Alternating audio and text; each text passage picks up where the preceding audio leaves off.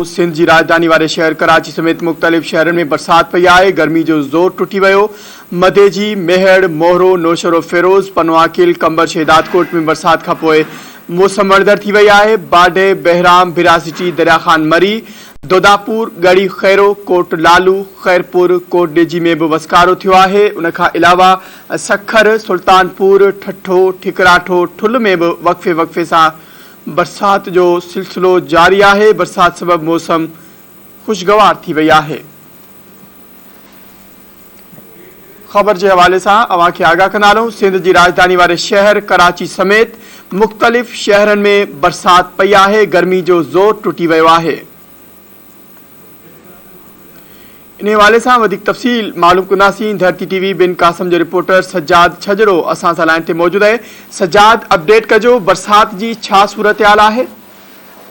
जी तव्हांखे ॿुधाईंदा आहियूं त बिन कासम जे इलाइक़े जे मुख़्तलिफ़ जेके शहर आहिनि, जेके ॻोठ आबादियूं वसंदनि में जेको आहे बरसात जेको आहे गुज़िरियल ॿिनि सालनि खां ॿिनि कलाकनि खां मुसलसिल जारी आहे। जिन ॿिनि कलाकनि में मुसलसिल बरसात में जेको आहे गगर फाटक, कायदाबाद ऐं गुलशन हदीद, शाह टाउन ऐं रज़ाकाबाद, पोर्ट कासम अथॉरिटी जेके इलाइक़ा आहिनि उन्हनि में बरसात तेज़ी सां जारी आहे। तेज़ी सां बरसात सबबु जेको आहे जेको मौसम खुशगवार थी वियो आहे ऐं तेज़ गोड़ जे ठकावन जे सबबु जेको आहे सो अवाम में ख़ौफ़ हैरात पिणु नज़र अचे पियो। ऐं जेको आहे त ॿुधायो त बरसात सबबु जेको आहे कराची पुलिस चीफ जेको आहे कराची पुलिस चीफ जेको आहे उनजे हुकुमनि ते जेको एस मलीर जेको आहे जेके मलीर जा जेके मुख़्तलिफ़ थाणा आहिनि उन्हनि जे जेके SHOs खे हुकुम जारी कयो आहे त बरसात में कंहिं अणवणंदड़ वाक़े खे मुंहुं ॾियण जे लाइ जेको आहे SHOs खे अलर्ट रहण जो हुकुम ॾिनो वियो आहे त जीअं कंहिं वाक़े खे मुंहुं ॾियण जे लाइ पंहिंजे इलाइक़नि में जेके SHOs आहिनि थाणनि जा उहे मौजूदु आहिनि। जॾहिं त मलीर जो जेको फोकल पर्सन आहे बरसात जे हवाले सां साजिद जोखियो उहो पिणु जेको आहे मुख़्तलिफ़ हंधनि ते दौरा करे रहियो आहे।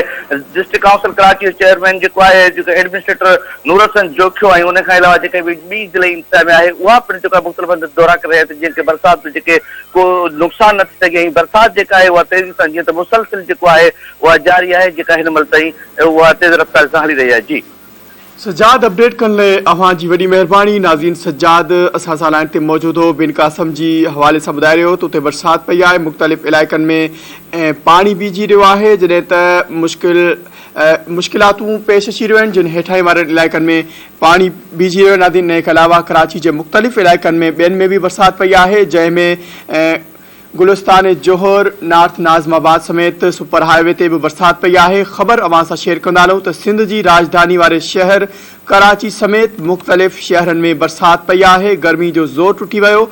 मधेजी, मेहड़, मोरो, नौशरो, फिरोज, पनवाकिल, कंबर, शहदादकोट ऐं ॿियनि शहरन में भी बरसात का बाद मौसम वणदर थी वही है।